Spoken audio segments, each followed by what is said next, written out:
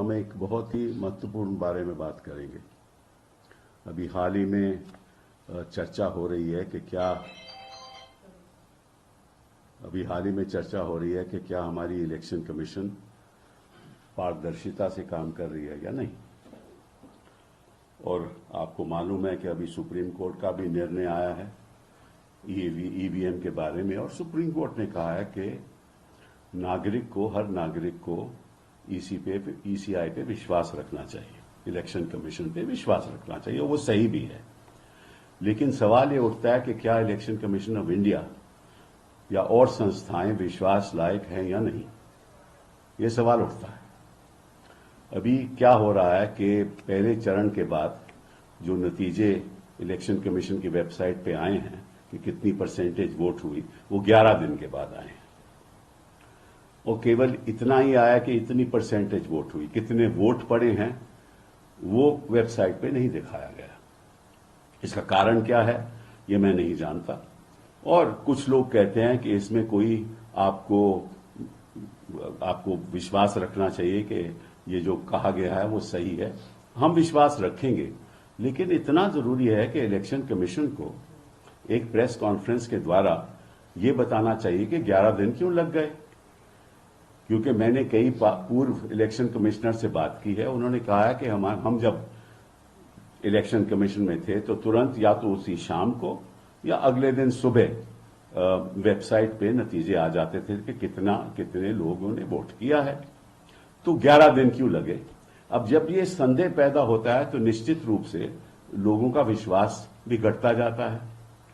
और आज की स्थिति, हिंदुस्तान की स्थिति ऐसी है कि कोई भी ऐसी संस्था नहीं है जिसपे लोगों को शक नहीं है, चाहे वो ईडी हो, चाहे वो सीबीआई हो, चाहे वो गवर्नर साहब हो, चाहे वो हमारी पार्लियामेंट में जिस तरह से कार्रवाई हो रही है चाहे वो हो।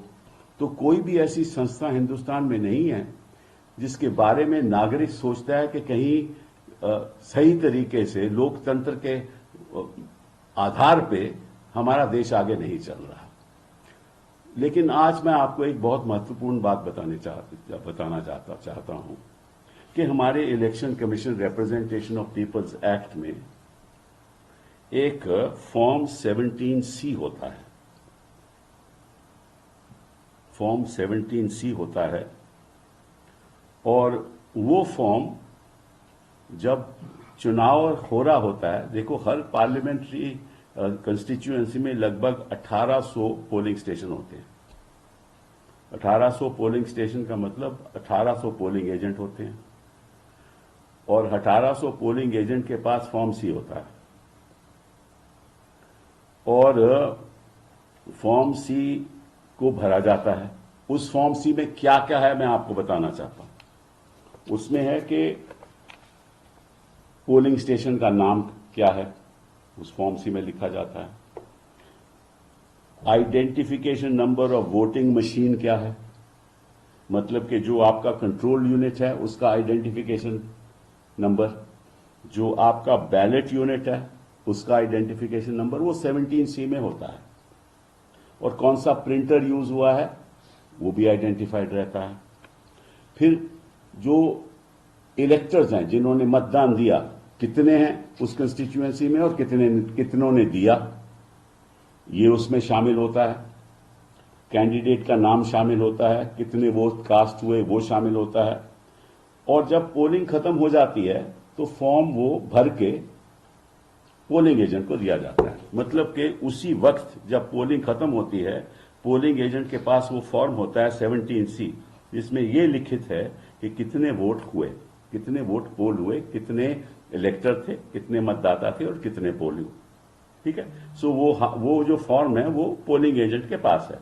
अब 1800 पोलिंग एजेंट हैं, तो हर पोलिंग एजेंट इसका महत्व नहीं जानता।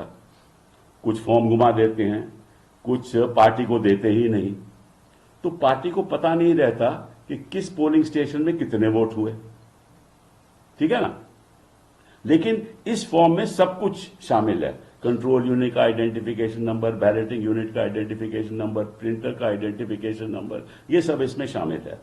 तो सवाल ये उठता है कि 17C फॉर्म इलेक्शन कमीशन अपनी वेबसाइट पे तुरंत क्यों नहीं देती? क्योंकि ये जो वहां अधिकारी बैठा है जो 17C फॉर्म फिल करता है, कंप्लीट करता है, अपने सिग्नेचर देता है, तो वो फॉर्म तो इलेक्शन कमीशन के पास जाता है तुरंत। तो अगर फॉर्म इलेक्शन कमीशन के पास जाता है उसी टाइम जब पोलिंग खत्म हो जाती है, तो अगले दिन ये फॉर्म इलेक्शन कमीशन की वेबसाइट पे क्यों नहीं आता? अब अगर इलेक्शन कमीशन की वेबसाइट पे आ जाए तो तुरंत सब देश के निवासियों को पता चल जाएगा कि इस पोलिंग स्टेशन में कितने वोट पड़े, पॉलिटिकल पार्टी को पता चल जाएगा।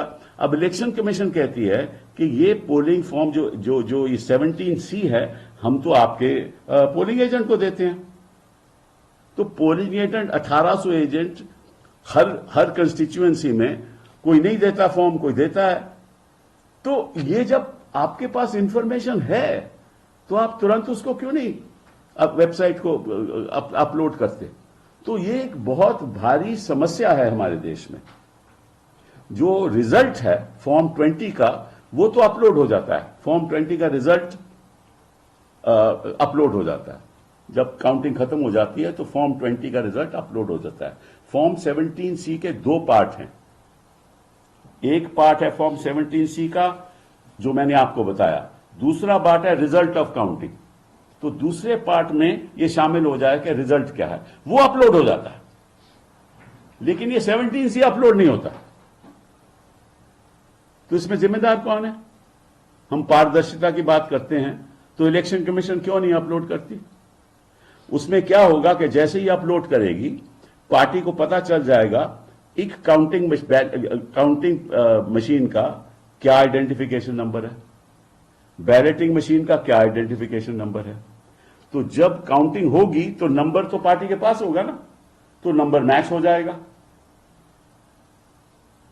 तो निश्चित रूप से यह बताना चाहिए और इलेक्शन कमीशन को पहले ही बता देना चाहिए। तो ये एक बहुत भारी समस्या है।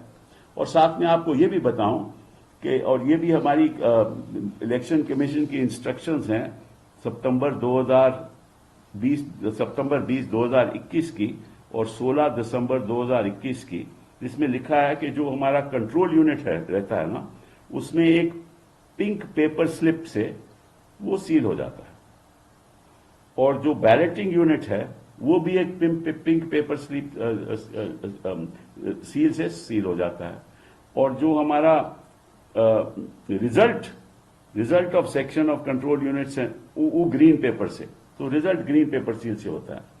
तो सील लगाई जाती है, 17C फॉर्म दिया जाता है, वो अपलोड नहीं होता, 11 दिन बीत जाते हैं और फिर कहते हैं कि वोटिंग बढ़ गई, परसेंटेज बढ़ गई। यह नहीं बताते कितने वोटर ने वोट किया, कितने मतदाताओं ने मतदान किया, यह नहीं बताते।